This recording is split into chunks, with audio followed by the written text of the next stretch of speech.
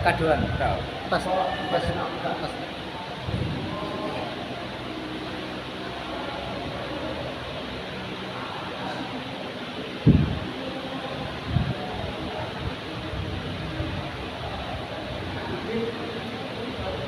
Hah? Oh, ada.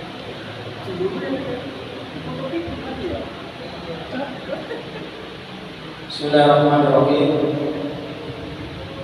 Assalamualaikum warahmatullahi wabarakatuh.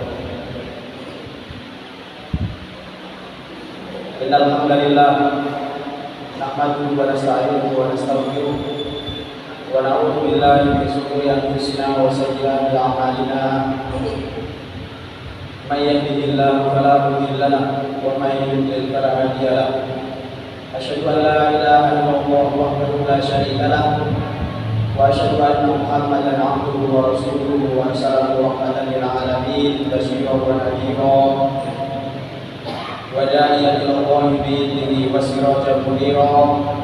Allahumma shalli wa sallim wa barik alaihi wa ala alihi wa sahbihi wa ansarihi wa junubihi wa man sara ila nahjihi ila yaumil qiyamati amma ba'd. Pertama-tama marilah kita panjatkan rasa puja dan puji syukur kita kehadirat Allah Subhanahu wa taala, yang mana Allah Subhanahu wa taala pada sore hari ini masih memberikan kita kesempatan. Allah Subhanahu wa taala pada sore hari ini masih memberikan kita kesehatan, sehingga kita bisa melangkahkan kaki kita ini menuju tempat yang diridhoi oleh Allah Subhanahu wa taala. Dan semoga dengan duduknya kita di sini dijadikan oleh Allah Subhanahu wa taala sebagai pemberat amalan kita di akhirat kelak. Amin ya rabbal alamin. Para jamaah yang dirahmati oleh Allah Subhanahu wa taala, hari ini adalah hari yang ke-26 Ramadan 1444 Hijriah. Dan alhamdulillah kita masih diberi kesempatan oleh Allah Subhanahu wa taala untuk menikmati apa itu yang namanya indahnya Ramadan.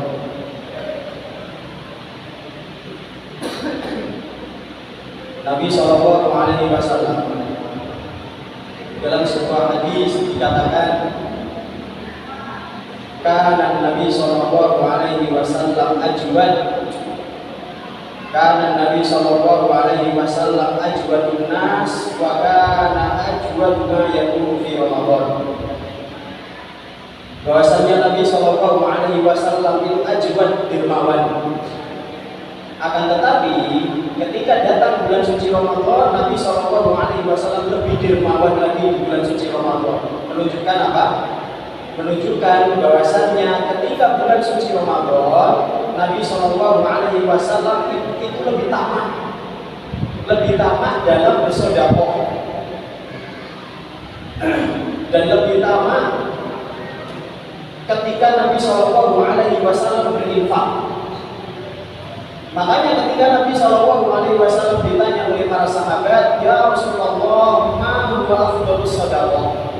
Nabi sallallahu alaihi wasallam ditanya oleh para sahabat, "Wahai Rasulullah, apa itu sedekah yang paling baik itu apa?" Nabi sallallahu alaihi wasallam menjawab bahwasanya sedekah yang paling baik adalah sedekah fi syahri Ramadan.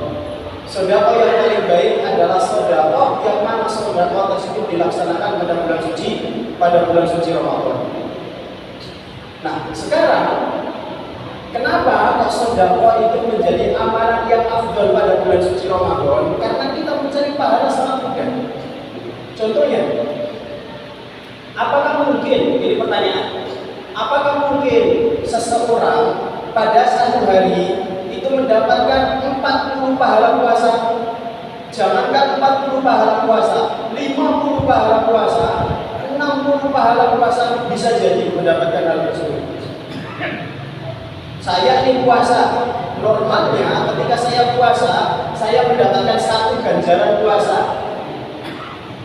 Akan tetapi ada orang ketika puasa di satu hari dia bisa mendapatkan 50 pahala puasa, dia bisa mendapatkan 60 pahala puasa, dia bisa mendapatkan 100 pahala puasa, bisa mendapatkan hal tersebut. Bagaimana caranya? Caranya adalah dengan cara memberi makan orang yang berbuka puasa. Makanya dalam sebuah hadis Nabi Shallallahu Alaihi Wasallam bersabda, "Man fattara sha'iman," barang siapa yang memberi orang untuk berbuka puasa. "Man fattara sha'iman, kana lahu mislu ajrihi." Maka orang yang memberi makan orang yang berbuka puasa tersebut mendapatkan pahala orang yang berbuka puasa. La yanqusu min ajri shaimi syai'a. Orang tersebut mendapatkan pahala puasa orang yang sedang berpuasa tidak dikurangi sedikit pun. Jadi kalau misalnya orang tersebut memberi makan 50 orang yang berbuka puasa, maka dia mendapatkan 51 kali lipat orang yang berbuka puasa. Loh, bagaimana caranya 51 itu? Satu untuk pahala dirinya sendiri, kalau 50 karena dia memberi makan orang yang berbuka puasa. Seperti itu. Kalau dia memberi 100 orang yang berbuka puasa, 100 makan untuk orang yang berbuka puasa, berarti dia mendapatkan 101 pahala puasa. Kalau dia memberikan 30 orang yang berbuka puasa, berarti dia mendapatkan pahala 31 orang yang berbuka puasa, sama seperti orang yang berpuasa. Makanya pengalaman kita ketika kita di Saudi, hari pertama kita di Saudi, kemudian pas waktu itu bulan Ramadan di Saudi, ketika kita sudah masuk Masjid Nabawi, langsung dicegat ya, Dicegat siapa? Dicegat sama orang-orang Arab. Cegat. Gak boleh untuk jalan. Kita dirangkul, Pak. Jadi pas waktu kita mau masuk Masjid Nabawi itu kan setiap sof ada bukaan puasa. Itu pas waktu nyampe di depan Masjid Nabawi, kita langsung ditangkap sama orang. Ditangkap sama orang, kemudian digiring menuju tempat dia berbuka puasa. Mas, kalau dalam bahasa Indonesia, Mas, buka puasa di sini ya, jangan kemana-mana. Itu langsung ngomong seperti itu. Jangan kemana-mana di sini. Ya, di situ ada kurma, di situ ada keju, di situ ada air zam-zam, macam-macam. Tapi kadang-kadang kita milih yang ada buah-buahnya. Kadang-kadang kita pilih yang ada apelnya, kadang-kadang kita pilih yang ada pisangnya, kadang-kadang kita pilih yang ada ininya, jeruknya, macam-macam. Tapi ketika kita di sana ada calo, bukan calo untuk orang yang cari-cari duit, bukan. Tetapi calo untuk mencari orang yang berbuka puasa. Jadi yang dipak-dipaki itu adik kakaknya, yang giliran mencari mangsa bapaknya, nyari mangsanya di 4 ujung arah. Bukan seperti itu. Itu di Saudi, kejadian di Saudi seperti itu. Kenapa orang Saudi sangat tamak untuk melakukan hal ini? Kenapa orang Saudi sangat rajin melakukan amalan ini? Karena orang Saudi berkeyakinan penuh dengan hadis Nabi Shallallahu Alaihi Wasallam, "Man fattara sha'iman kana lahu mislu ajrihi, ghayra annahu la yanqusu min ujurihi syai'an." Barang siapa yang memberi makan orang yang berbuka puasa, maka dia mendapatkan pahala orang yang berpuasa, tidak dikurangi sedikit pun. Ya kan? Makanya mayit, orang yang mati itu mempunyai penyesalan. Ketika kita meninggal, kita nanti itu orang mayit, seorang yang sudah meninggal, kita itu mempunyai penyesalan. Apa penyesalannya? Rabbi laula akhartani ila ajalin qarib fa asaddaq. Mayit itu mempunyai penyesalan dan mengatakan kepada Allah Subhanahu wa taala, "Ya Allah, kalau toh kamu ridhoi saya untuk balik ke dunia, kalau toh ya Allah kamu menghendaki saya untuk hidup lagi di dunia, saya akan sedekah." Nah, tanda tanyanya, kenapa sedekah yang disebut? Kenapa sedekah yang disebut? Tanda tanya gede. Kenapa bukan umroh yang disebut? Kenapa bukan sholat yang disebut? Kenapa bukan zakat yang disebut? Kenapa bukan dzikir qiraatul Quran yang disebut? Malah yang disebut mayit ketika penyesalan nanti yang disebut adalah sodako. Ya Allah, kalau misalnya kamu tangguhkan saya meninggal, saya bisa hidup lagi ya Allah, saya akan bersodako. Para ulama mengatakan kenapa nama sodako yang disebut? Karena bahwasannya sodako mempunyai keutamaan yang sangat besar ketika orang itu meninggal dunia. Salah satu keutamaannya apa? Salah satu keutamaannya sodako itu adalah ketika di padang mahsyar. Ketika di padang mahsyar, jadi ketika kita nanti meninggal di dunia, meninggal semuanya, kita diarahkan oleh Allah Subhanahu wa Ta'ala menuju padang mahsyar. Yang mana pada mahsyar itu tanahnya warnanya putih, ada kepimpinan, gak ada bangunan di situ. Dan jarak antara orang, jarak antara hamba dengan matahari 1 mil. Jarak antara orang sama matahari 1 mil. Kalau 1 mil di dunia berapa? 1 mil di dunia adalah 1,6 km. Itu. Walillahil mathalul a'la. Jarak kita saja dengan bumi, dengan matahari sekarang itu sekian juta, sekian ribu juta sekian. Apalagi nanti ketika di padang mahsyar, jarak kita dengan matahari adalah 1 mil, sekitar 1,6 km. Subhanallah. Makanya dalam sebuah hadis dikatakan ada orang yang sampai keringatnya itu sampai mata kakinya. Ada orang yang keringatnya sampai lututnya. Ada orang yang keringatnya sampai pusarnya. Ada orang yang keringatnya sampai lehernya. Dan ada orang yang tenggelam dengan keringatnya sendiri. Kenapa? Saking panasnya. Nah, yang menyelamatkan kita ketika di padang mahsyar siapa? Amalan kita. Salah satunya adalah sedekah kita. Kenapa kok sedekah kita? Karena Nabi SAW mengatakan, "Kullun nas fi dhilli sadaqatihi hatta yuqda bainan nas." Bahwasanya setiap orang itu berada di bayangan sedekahnya sampai orang tersebut dihakimi oleh Allah Subhanahu wa Ta'ala. Jadi orang lain pada bulan saat kita yang ahli sedekah, kita tertahui dengan sedekah kita. Kita mendapatkan bayangan sedekah kita, sementara orang-orang yang lain kepanasan. Nah, barang siapa yang banyak sedekahnya semakin adem. Tapi kalau orang tersebut sedekahnya jarang-jarang, nah berarti sedekahnya yang berarti dinginnya yang berarti setengah-setengah. Nah, seperti itu. Makanya kullun nas fi dhilli sadaqatihi. Setiap orang itu berada di bayangan sedekahnya. Semakin banyak sedekahnya, berarti semakin adem. Kalau nggak pernah sedekah, berarti nggak punya alam, nggak punya bayangan.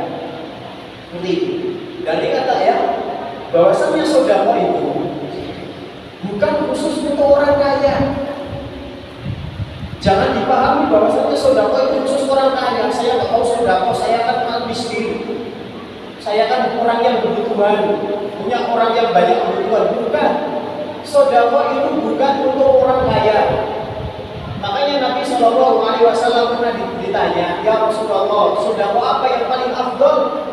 Dijawab oleh Nabi SAW, "Sedekah juhdul mukil." Apa juhdul mukil? Sedekah yang paling afdal adalah sedekahnya orang yang membutuhkan. Sedekahnya orang yang membutuhkan. Kita membutuhkan uang, kemudian kita pengen sedekah, pengen membantu saudara kita. Wah, ini adalah sedekah yang paling afdal.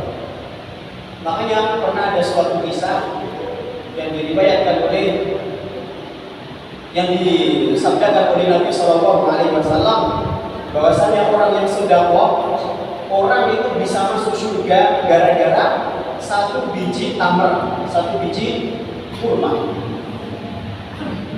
Makanya sedekah yang kita lakukan besar, tapi kalau misalnya niatnya untuk dipandang orang, sama saja.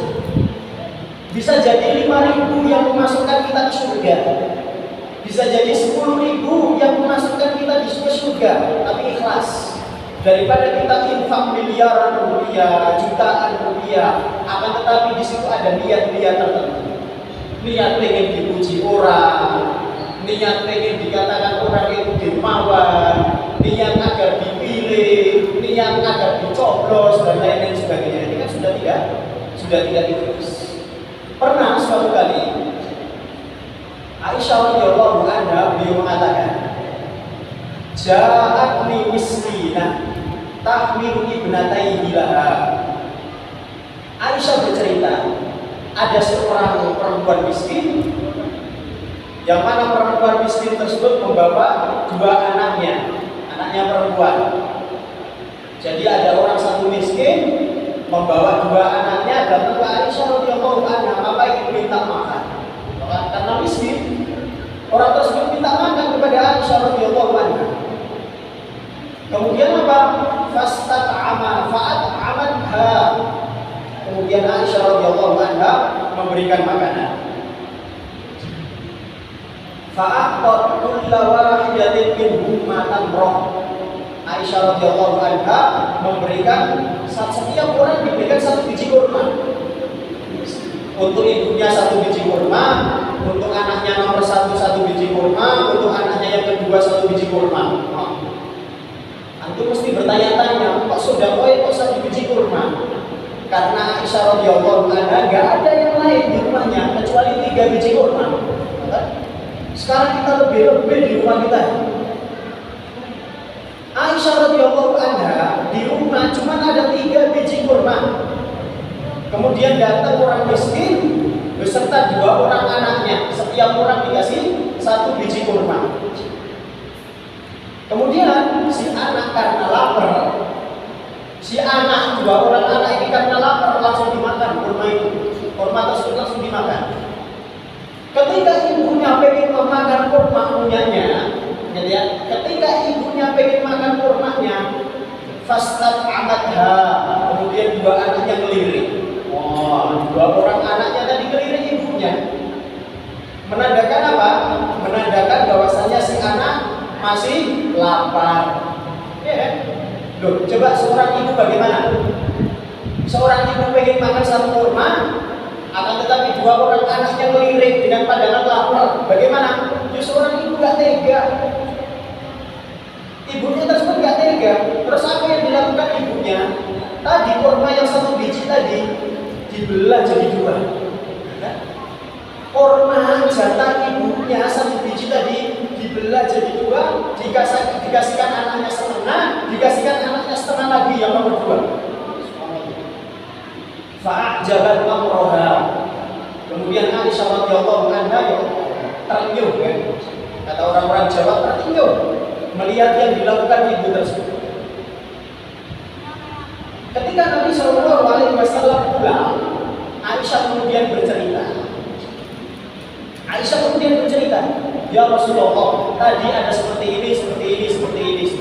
Nah, coba, bagaimana romantisnya Nabi Shallallahu Alaihi Wasallam?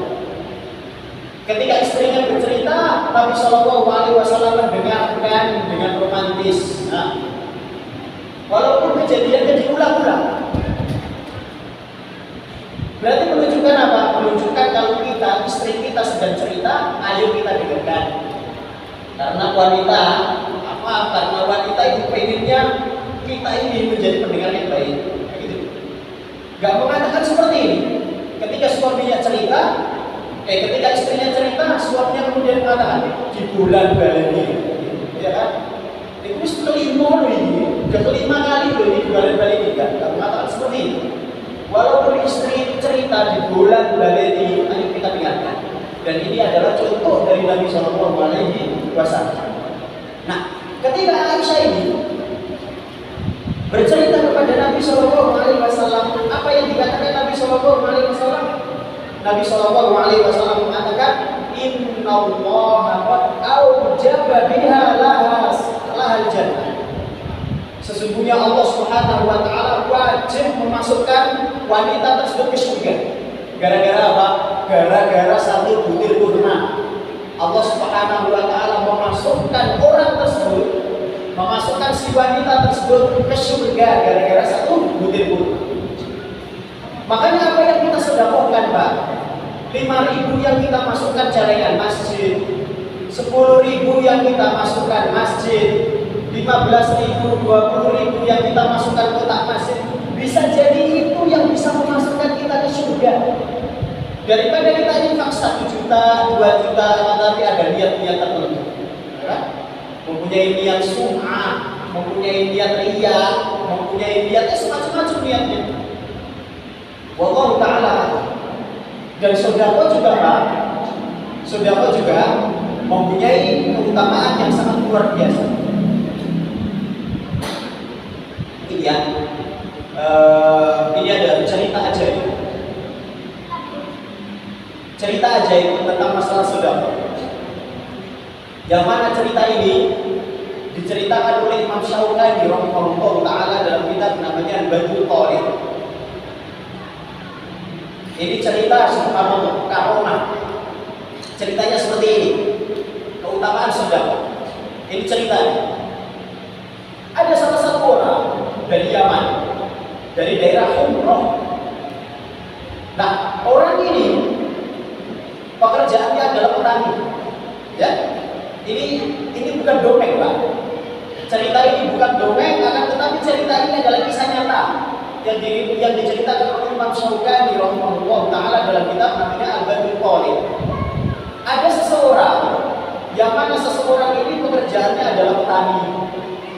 Akan tetapi orang ini adalah orang yang soleh, orang yang bertakwa kepada Allah Subhanahu wa taala. Orang ini bangun masjid, orang ini sering sedekah. Pokoknya orang ini bangun masjid, sering sedekah. Setiap hari sedekah, kasih makan musafir dan kasih makan orang yang miskin. Setiap hari, gak ditinggalkan. Ada musafir kasih makan, ada orang yang miskin kasih makan. Kerjaannya seperti itu. Dan pekerjaan lainnya setiap malam orang ini menyalakan obor. Menyalakan obor kemana? Menyalakan obor untuk mempersiapkan orang yang ke masjid.